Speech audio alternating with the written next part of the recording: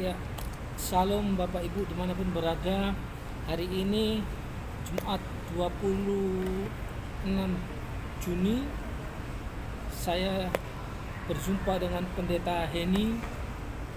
Pendeta Heni ini seorang gembala sidang, namun juga seorang pengajar di beberapa sekolah tinggi teologi Surabaya.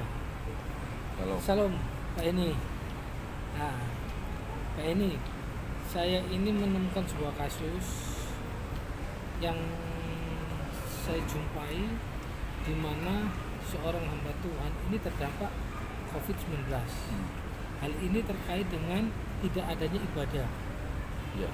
Tentunya dengan tidak adanya ibadah, tentunya tidak ada, maaf, istilahnya kalau boleh saya bilang, income atau pemasukan untuk persembahan maupun perpuluhan, khususnya untuk gereja perintisan, Pak. Ya. Bahkan saya pernah bergabung dalam satu organisasi di mana di situ dipercaya untuk membagikan paket sembako bagi hamba Tuhan. Ya. Nah, dampak ini membuat saya berpikir, haruskah hamba Tuhan atau pemimpin gereja, khususnya yang perintisan ini, dia harus bekerja terkait atau kita belajar daripada kasus COVID-19 saat ini. Silakan. Oke. Ini. Yang pertama kita perlu garis bawahi, kita perlu tahu ada banyak organisasi gereja dengan berbagai macam aturannya.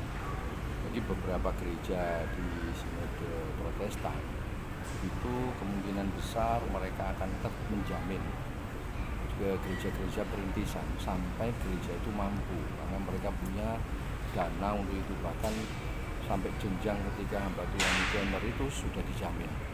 Sedangkan di beberapa organisasi gereja Pentakosta karismatik memang ada bagi yang sudah mampu bisa membackup gereja perintisannya, tapi bagi mereka organisasi yang mungkin di bawah rata-rata, ini yang jadi masalah. Biasanya yang terjadi adalah hamba Tuhan itu diberikan kekuatan, semangat bahwa mereka pasti bisa, mereka pasti bisa mandiri, berdoa, kuat menghadapi apapun.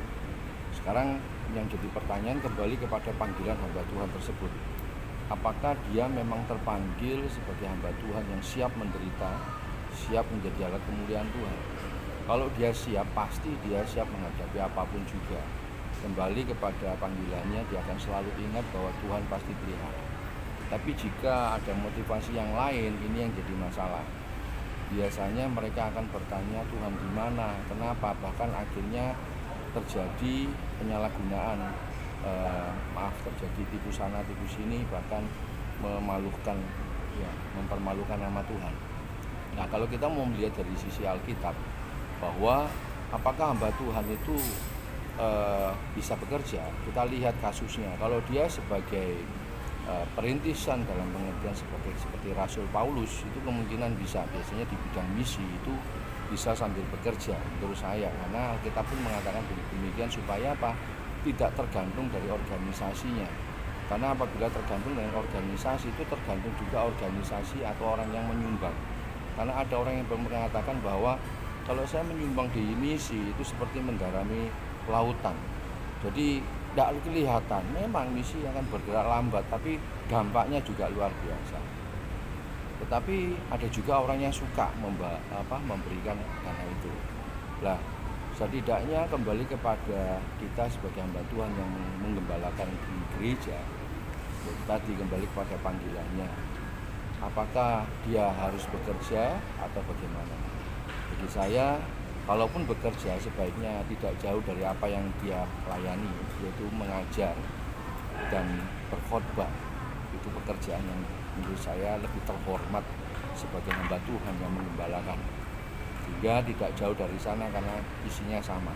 Tapi kalau dia sampai berjualan dan sebagainya, itu hendaklah itu sampingan atau berikanlah kepada yang berkompeten, yaitu mungkin jemaat yang dipercaya untuk menjalankan usaha itu dan bekerja sama. Mungkin gereja mempunyai strategi untuk membuat lapangan pekerjaan dan dikelola bersama-sama, sehingga keuntungannya bisa untuk menunjang gereja untuk membangun pelayanan-pelayanan yang lain. Setidaknya juga membuka lapangan kerja bagi jemaat yang tidak bekerja. Jadi itu saran saya.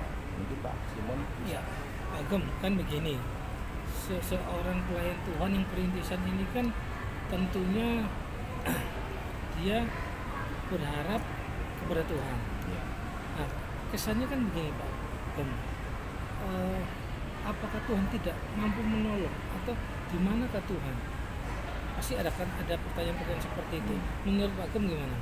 Saya percaya pasti Tuhan sanggup menolong. Yes, amin. Tergantung keimanan orang itu, bagaimana dia percaya, hidup bergantung pada Tuhan. Tuhan bisa buat banyak cara melalui siapa saja untuk menolong. Kembali lagi kepada juga kepada hamba Tuhan itu. Percaya enggak 100%? Kalau percaya pasti ada jalan. Harus percaya, Bapak, Ibu, Saudara. Yang kedua, bagi yang dipakai Tuhan untuk memberkati gereja. Jadilah orang yang rendah hati, teruslah menolong, karena Tuhan memakai engkau untuk menjadi sarana memberkati. Dan Tuhan akan sanggup memberkati engkau berlipat kali ganda.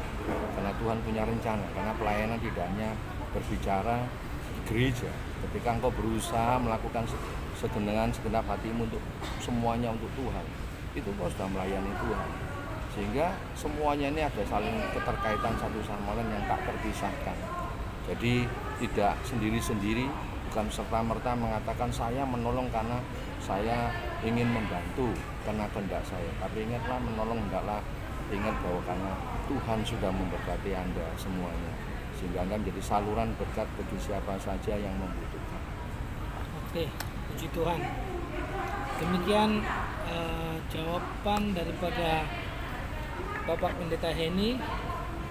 Sekarang Pak Heni, satu lagi Pak, apa bedanya pemimpin jemaat sekarang dengan pelayanan Rasul Paulus saat dia harus menjual kemah dan dia harus berjuang sendiri dan itu untuk memenuhi kebutuhannya? Kalau kita lihat Rasul Paulus itu modelnya kerasulan, di mana dia ketika merintis di satu daerah, ketika sudah berhasil terbentuk jemaat, dia menempatkan anak rohaninya ada di sana untuk menggembalakan. Sehingga boleh dikatakan tidak semua orang juga suka atau dalam pengertian untuk membantu. Karena terbukti di surat Filipi, Paulus pun pernah berkata bahwa tidak ada seperti engkau yang mengadakan perhitungan kepadaku. Jadi menunjukkan bahwa jemaat Filipi pernah mempertanyakan dananya itu dibawa kemana sama Rasul Paulus. Makanya Rasul Paulus bekerja untuk menunjukkan bahwa dia tidak sepenuhnya tergantung dari dana tersebut, bahwa dia masih bisa hidup. Sedangkan untuk penggembalaan yang ditaruh oleh Rasul Paulus itu kita bisa lihat seperti Timotius, Titus, dan ini pun sebetulnya dalam surat-surat penggembalaan itu sudah diterangkan seperti dalam 1 Timotius pasal 5 ayat 17-18. Penatua-penatua yang baik pimpinannya patut dihormati 2 kali lipat, terutama mereka yang dengan jeripayah berkhotbah dan mengajar.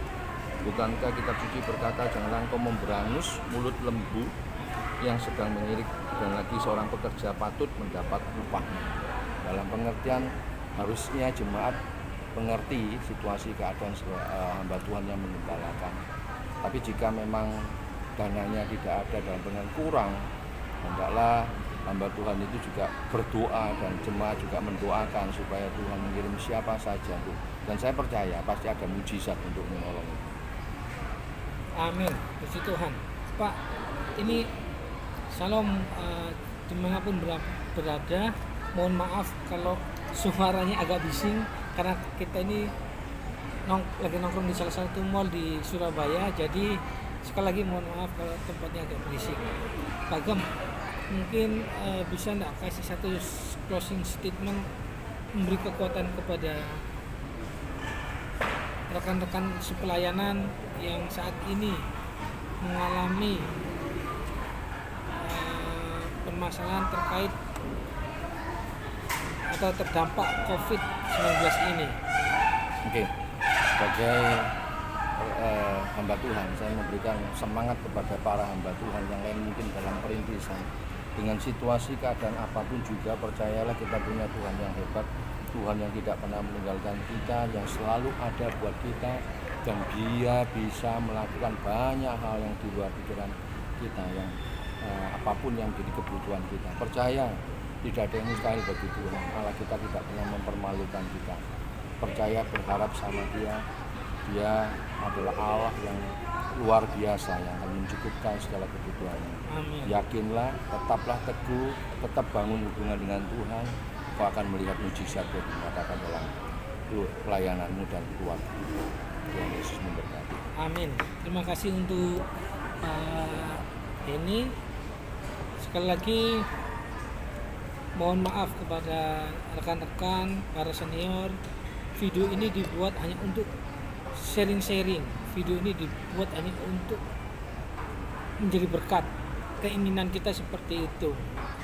Dan jika ada kata-kata kami yang membuat atau membuat tersinggung, kami mohon maaf, karena konten ini dibuat untuk memberikan wacana baru, memberikan pemahaman tentang apa yang saya dengar, saya lihat terkait daripada para hamba Tuhan ini harus dibantu. Dalam pemahaman saya, hamba Tuhan itu dia harus jadi berkat. Pemahaman saya. Yang kedua, pemahaman saya, hamba Tuhan itu harus menjadi jawaban. Gitu. Tapi tadi Pak Eni sudah memberikan jawaban semua, sehingga kita tidak perlu takut lagi, kita tidak perlu ragu lagi, sebab Tuhan pasti menolong. Sampai ketemu lagi di video-video berikutnya. Shalom Pak. Tuhan Yesus memberkati.